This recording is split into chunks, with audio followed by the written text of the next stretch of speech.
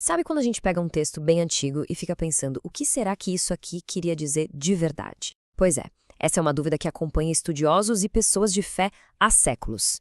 Hoje a gente vai mergulhar na hermenêutica reformada, um método super interessante que surgiu lá na Reforma Protestante, justamente para tentar decifrar os mistérios da Bíblia. Vamos descobrir juntos como isso revolucionou a interpretação das Escrituras e, claro, o que a gente pode tirar de lição disso tudo. Imagina só encontrar uma carta de centenas de anos atrás. Como dá para ter certeza do que a pessoa quis dizer sem poder simplesmente perguntar para ela? Esse é o desafio que a hermenêutica encara de frente. E não é só sobre ler as palavras, não. É sobre entender a intenção, o contexto por trás delas. A hermenêutica reformada, então, surge como uma espécie de bússola para a gente navegar nessas águas, garantindo que o sentido original não se perca com o tempo. A nossa jornada pela hermenêutica reformada vai ter 5 paradas. Primeiro, vamos pegar a chave para a escritura, para entender o que é hermenêutica. Depois, a gente olha um mapa de 4 camadas da Idade Média para sacar o que os reformadores queriam mudar. Na sequência, encontramos a bússola da reforma, o famoso princípio sola scriptura.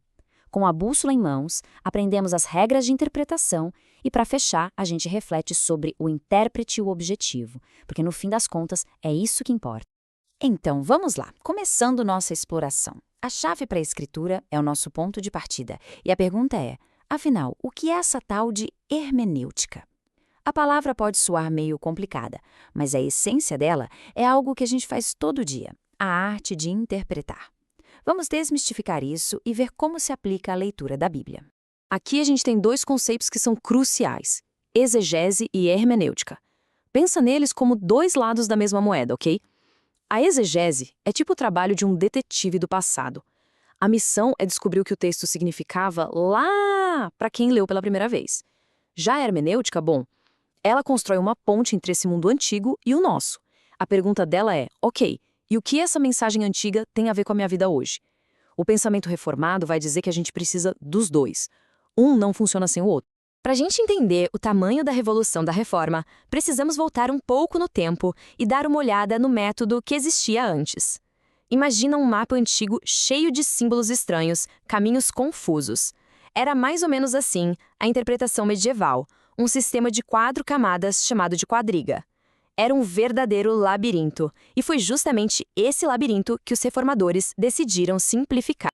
A quadriga era o método que dominava na Idade Média. A ideia era que cada texto da Bíblia tinha 4 níveis de significado. O literal, que era a história em si. O alegórico, que escondia uma verdade da fé. O moral, que ensinava como a gente devia viver. E o anagógico, que apontava para o futuro, para a esperança. Complicado, né? E era mesmo. Vamos ver um exemplo prático para entender a confusão que isso podia gerar. Olha só isso aqui. A parábola do bom samaritano, que a gente conhece como uma história sobre ajudar quem precisa, virou essa alegoria gigantesca sobre a história da salvação. O homem ferido era Adão, o samaritano era Cristo, a pousada era a igreja. É criativo, sim, mas se afastava totalmente da mensagem simples e direta de Jesus. E aí os reformadores começaram a perguntar, peraí, será que era isso mesmo que o autor queria dizer? E essa é a pergunta de $1 milhão, não é mesmo? Quando a gente lê alguma coisa, o que a gente quer saber é o que o autor quis dizer. A interpretação medieval, por mais interessante que fosse, corria um risco enorme de colocar palavras na boca do autor. Foi essa preocupação que abriu a porta para uma das ideias mais revolucionárias da Reforma. Agora sim, a gente entra no coração da nossa história, a Reforma Protestante. Mas não pense nela só como uma mudança na religião. Foi uma verdadeira revolução no jeito de ler e entender a Bíblia. Os reformadores não queriam só consertar a teologia. Eles queriam dar para as pessoas uma nova bússola para navegar nas Escrituras. Uma bússola que apontasse sempre para a verdade do texto. E essa nova bússola tinha um nome: sola scriptura. Em latim isso quer dizer somente a Escritura. Para os reformadores, esse era o princípio número 1. A Bíblia, e só a Bíblia, era a autoridade final para a fé e para a vida. Não era um concílio, não era o Papa, não era a tradição, era a própria palavra de Deus. Uma ideia radical que mudou o curso da história de verdade. Essa mudança de autoridade foi, uau, um terremoto. Imagina um tribunal. Na visão medieval, a igreja era o juiz e a escritura era a lei que o juiz interpretava. Na visão reformada, os papéis se inverteram. A Escritura virou o juiz, e a Igreja, assim como todo mundo, estava debaixo da sua autoridade. A Bíblia deixou de ser um livro que precisava de um intérprete oficial para ser a régua que media todo o resto. E para deixar essa ideia bem clara, os reformadores usaram duas expressões em latim, norma normans e norma normata. Calma, parece difícil, mas a ideia é bem simples. Norma normans significa a regra que governa. Para eles, essa era a Escritura. Ponto. A regra imutável. Já a norma normata é a regra que é governada. Aí entravam os credos, as confissões, eram úteis, sim, mas tinham que estar sempre de acordo com a regra principal, a Bíblia. É como a constituição de um país e as leis que vêm dela. A Bíblia era a constituição. Ok, agora que a gente já tem a nossa bússola, o sola escritura, tá na hora de aprender a usar. Como é que esse princípio funciona na prática? Quais são as regras que os reformadores criaram para garantir que a leitura da Bíblia fosse correta? Vamos abrir o manual de instruções da hermenêutica reformada. A primeira regra, e a mais importante de todas, é essa. A própria Bíblia é a sua melhor intérprete. Pensa nela como um quebra-cabeça gigante. Às vezes, uma peça parece não encaixar em lugar nenhum. Mas aí você olha a imagem completa na caixa, olha as outras peças ao redor e o lugar dela fica óbvio. É a mesma coisa aqui. As partes mais claras da Bíblia iluminam as partes mais difíceis. Muitas vezes, a resposta já está no próprio livro. Vamos testar isso com um exemplo clássico. Lá em Efésios, o apóstolo Paulo escreve que a salvação vem pela graça, por meio da fé, e que não vem das obras. Parece bem direto, certo? A salvação é um presente, não algo que a gente conquista por mérito. Mas, peraí. No livro de Tiago, a gente lê que uma pessoa é justificada pelas obras e não apenas pela fé. E aí, a Bíblia está se contradizendo? É exatamente aqui que aquele princípio de que a Escritura interpreta a Escritura se torna fundamental. A solução para esse quebra-cabeça não é escolher um versículo e descartar o outro, mas entender os dois juntos. A passagem de Efésios, que é super clara, explica como a gente é salvo, pela fé.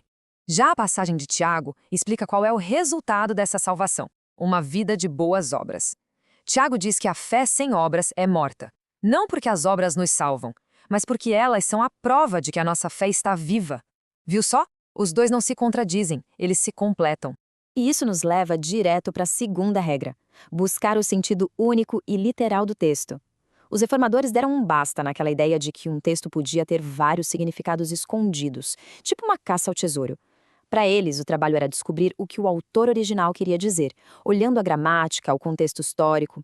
Não era sobre achar mensagens secretas, mas sobre entender a mensagem clara. Agora, isso não quer dizer que eles jogaram fora todo tipo de simbolismo. Eles fizeram uma distinção muito importante entre tipologia e alegoria. Tipologia é quando uma pessoa ou um evento real do Antigo Testamento aponta para Jesus. Por exemplo, o sacrifício do cordeiro na Páscoa é visto como um tipo do sacrifício de Cristo. Isso está enraizado na história. Já a alegoria, como a gente viu no exemplo do bom samaritano, é quando você dá um significado simbólico para tudo, sem base histórica.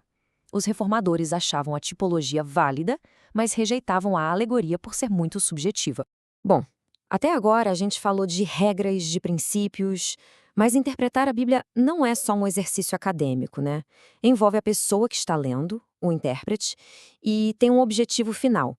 Nessa última parte, vamos explorar o lado mais pessoal da hermenêutica reformada, porque tudo isso realmente importa, e o que isso exige de quem lê. A abordagem reformada exige um equilíbrio muito delicado, que dá para resumir na expressão em latim orare e labutare, que significa orar e trabalhar. Ou seja, não adianta só estudar a Bíblia com a cabeça. É preciso chegar até ela com o coração humilde, pedindo a Deus para iluminar o entendimento. É essa combinação da dependência espiritual com o estudo rigoroso que leva a uma compreensão de verdade. Essa tabela aqui mostra o que acontece quando esse equilíbrio se perde. Se a pessoa só ora, mas não estuda, o risco é cair no misticismo, no fanatismo, baseando a fé só em sentimentos. Por outro lado, se a pessoa só estuda, sem orar, ela pode virar um racionalista freio, tratando a Bíblia como se fosse um livro de história qualquer. A compreensão verdadeira, a equilibrada, só vem da união dessas duas coisas, oração e estudo. Isso nos leva ao grande objetivo de todo esse processo. A meta da hermenêutica reformada não é simplesmente acumular conhecimento sobre a Bíblia. Não é para formar especialistas que ganham qualquer debate de teologia. O objetivo é a transformação. É permitir que a palavra de Deus mude a nossa vida, molde o nosso caráter e nos leve a adorar. O conhecimento, no fim, tem que levar à devoção. E com essa reflexão a gente encerra nossa viagem pela hermenêutica reformada. A pergunta que fica no ar é: se o objetivo da leitura é ser transformado, como é que isso deveria mudar o jeito que a gente lê qualquer texto, seja a Bíblia, seja um outro livro? Que essa nossa conversa inspire uma leitura com mais profundidade, com mais curiosidade e, acima de tudo, que as palavras que a gente lê possam, de fato, transformar vidas. Muito obrigada pela companhia.